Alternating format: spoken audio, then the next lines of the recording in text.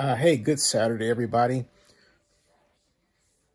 My friend and Congresswoman of Oakland, Barbara Lee, has stepped into the matter of the Oakland Athletics' attempt to move from Oakland to Las Vegas in search of a better home, one more, with a government more amenable to its desires. And she questions the move and wonders essentially if it's, or asserts basically that it's not something that should be allowed, in that it constitutes a violation of antitrust and therefore questions the antitrust exemption, threatening, it would seem, a legal attack or a congressional attack. I'll leave the congressional attack over here for a second. Let's deal with a legal one. Federated versus National League. You have to go back to the original case that ignited baseball's antitrust exemption. And without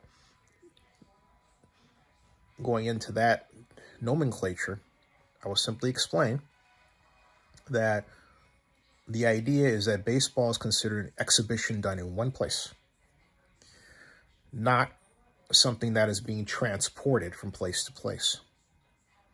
Now, look, there are a number of people who have issued emotionally charged disagreements with that, but the simple fact of the matter is the antitrust exemption has stood, and it stands today. It faced a humongously giant challenge in the Curt Flood decision, which paved the way for free agency. But if you look at free agency for what it is, it's not transferring the right to play the game. It's transferring player contracts. That's entirely different. That's entirely different. And what we have in this case is, like it or not, we have one team seeking to move from one place to the other. They're not paying a fee to do so. Major League Baseball could impose a fee. But the problem is that the fee to be imposed still maintains one fact: that the A's would be moving their exhibition from one place to the other. Therefore, the exhibition takes place in Las Vegas, and that's it. Now, where there would be an issue is if you had two owners, one in Las Vegas and one in Oakland, and one was buying the Oakland right. So now you're buying the right for baseball to be transferred. There is a dollar amount that's attached to that. Two people, one in Oakland, one in Las Vegas. And that, in my opinion, could not survive a legal challenge. But right now, this one can. It involves, as all these other examples of team moves have involved, one team moving from one place to the other without a bargaining position, without someone saying, hey, look, this is what it's going to cost you to pay the freight. A franchise fee, like it or not, isn't tied to anything other than what Major League Baseball, as the controlling organization, can apply. And remember, that's the problem here. Major League Baseball is the overarching controlling organization over these clubs. It has the right to contract the team. I'll give you another example, the XFL. The XFL is an example that's very similar to baseball. And so, to a degree, is the NFL, but less so. But the XFL owned the teams. So you could choose to stop this team or start the other. The NFL does not have, for example, the kind of contraction power that baseball has. All right? Baseball has contracted a team, the Expos. Actually, two teams. So that power means that you have one organization controlling the activities that occur in two places and essentially has some ownership over them, which completely muddles the situation of what a clear interstate commerce transaction looks like. Now, that's why Barbara should not have written that letter from that standpoint. Now, let's take the congressional part. And there's another problem, too. The congressional part says, hey, look, the Congress can simply change the law. I mean, after all, we're not talking about natural occurrences. The Lord didn't say there must be baseball, and baseball must have an antitrust exemption. It didn't come from the Lord Jesus Christ. It came from us people. As we used to say, man, came from men. Well, it comes from people, men and women. So Congress could choose to change the law.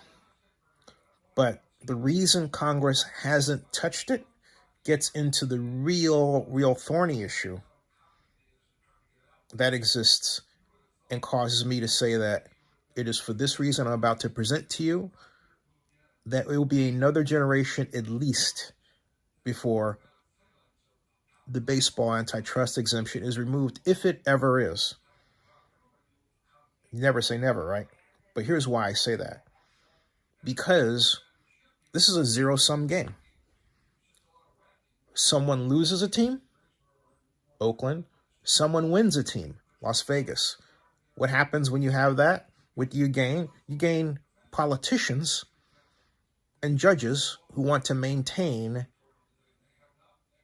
the law as it is for their region. That's why. Translation, heck with Oakland. They didn't do what it took to maintain them. Why should I be sorry for them as a competing city? Or let's take a look at what Oakland has had to face vis-a-vis aggressive cities like San Francisco with the Warriors. Did Oakland raise a peep? Did it talk about antitrust or interstate commerce? No. What did it talk about? Well, Ed Lee is a Democrat, and therefore it's okay that San Francisco stole the Warriors from the Oakland. But that's precisely what happened. And Ed Lee, and I have the interviews to prove it, said that they were, quote, aggressive, unquote. So is Las Vegas. So why, in this instance, should Las Vegas be made to pay for something that San Francisco wasn't being made to pay for because it's baseball and not basketball? All right? And you want to get even deeper to it, Las Vegas didn't go after the A's. The A's went after Las Vegas. Let's get that straight. This wasn't a well-moneyed player in Las Vegas like the late Sheldon Adelson, rest in peace, with $30 billion to spend, bringing the Raiders into Las Vegas because he was concerned about the impact that the internet was having on Las Vegas advantage in gambling. This is not that at all. This is the A's thinking that because the Raiders moved, they too could move, and they too, this is the original thought that Dave Cavell had, that they too, the A's, could get a hotel tax-based subsidy. Didn't happen. Do you like the idea? I'm being asked here by Eric Sterling that the Giants will have the market all to themselves. That's not my point here. That's not my point here. But I will get to that question. All right, hold on a second. But I want to finish my point. The simple fact of the matter is that what Barbara should have done is she should not have waded into legal waters. She should have exerted her power as a congresswoman and said, I will seek a change in law to render Major League Baseball's antitrust exemption obsolete. she should have done that. She should not have went into intellectual water that clearly neither she nor her advisors, if there were any, obviously really hadn't thought through, in my opinion. They should have, and I wish she had consulted me, because I would have said, Barbara, don't go into something like this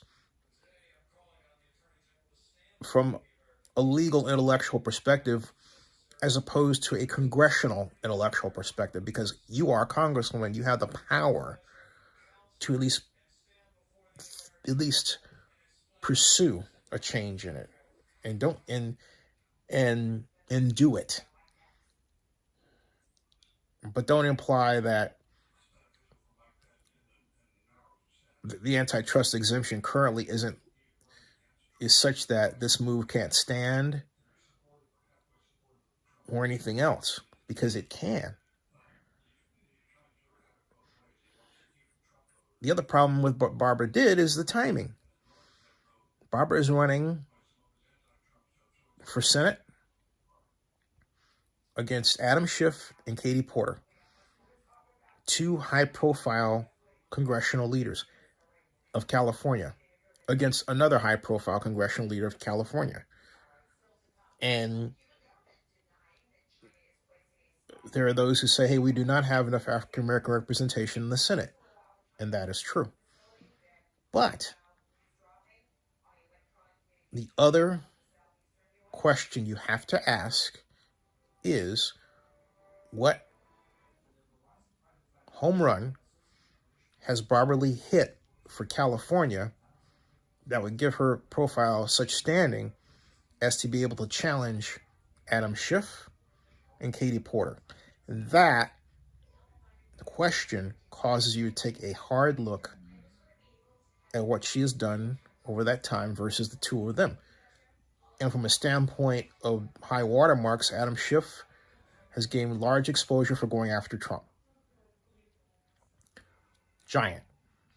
Katie Porter has gained great exposure for a rapier, wit, and intelligence. Barbara Lee has gained exposure for being a champion for the causes and for the solutions for people of color, and not just in California, but in America. But arguably, is she at the level of a Stacey Abrams in Georgia? You have to start putting those measures up there. I love Barbara, but I'm also only telling it like it is. I think Barbara should be our next senator of California. I'll certainly vote for her. Absolutely. No brainer there. No brainer. But I think if Barbara had stayed along the line, I think if Barbara had just simply stayed on the line of congressional power and just said, look, Congress needs to make a move here. Congress needs to do something, fine. But then here is the other problem, all right? Here's the other problem. I'll say it once, I'll say it again. You have the Congress people who want the A's someplace else. And Nevada is well represented itself by people who would love to have the Athletics in Southern Nevada. And so even with that, there's no guarantee that Barbara would issue a challenge. Now, to Eric Sterling's question, Zenny, do you like the idea that the Giants will have this market all to themselves?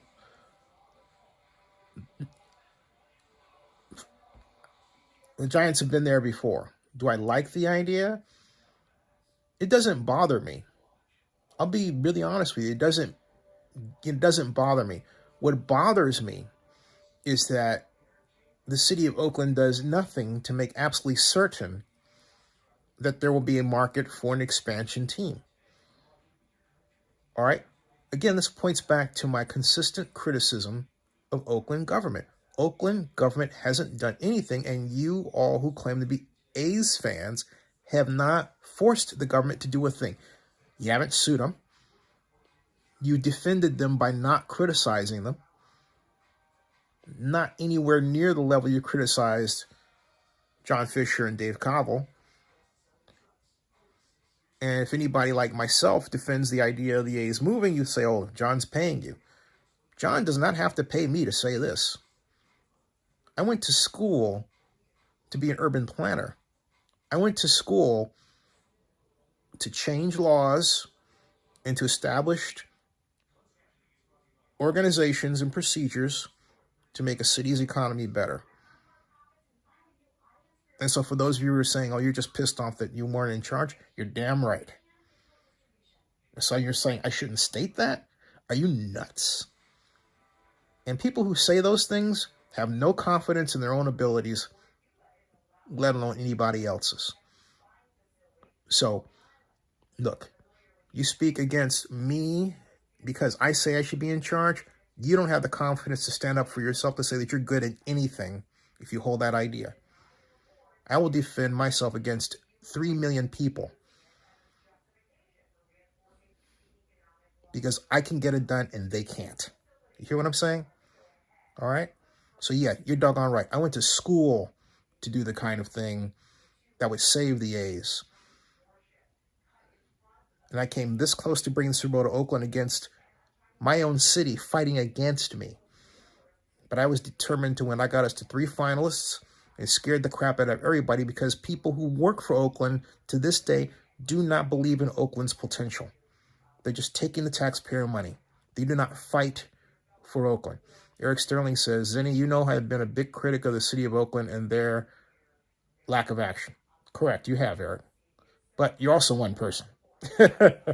I'm talking about the universe of people out there that have engineered the gantry rocket that created this move by the Athletics, most notably its fans.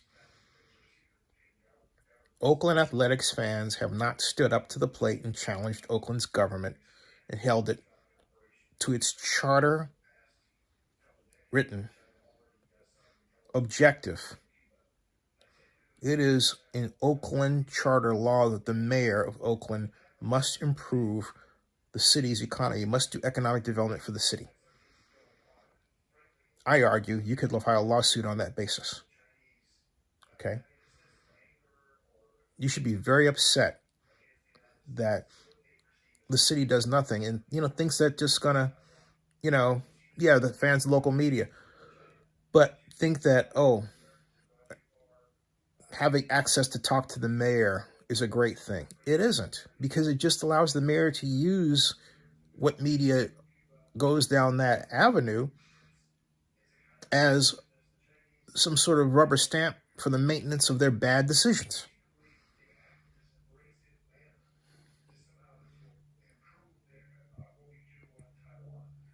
Bay Area media is afraid of criticizing elected officials, unless, of course, they're black. That's been the history. But not Chicago media, not East Coast media. So we're not being well served by having that, if you will, fourth estate, right? There is no fourth estate in the Oakland context, because the fourth estate doesn't challenge the government when the government needs to be challenged the most. And it follows the mob. It doesn't follow its own will. It doesn't analyze and move with the power of a Mao moving out of the way of an iceberg. All right? That's not Bay Area media. It should be, but it's not. Bay Area media simply rubber stamps what elected officials say just so it can gain access. And that is why Bay Area media is declining and social media and citizen media has gone up for that reason.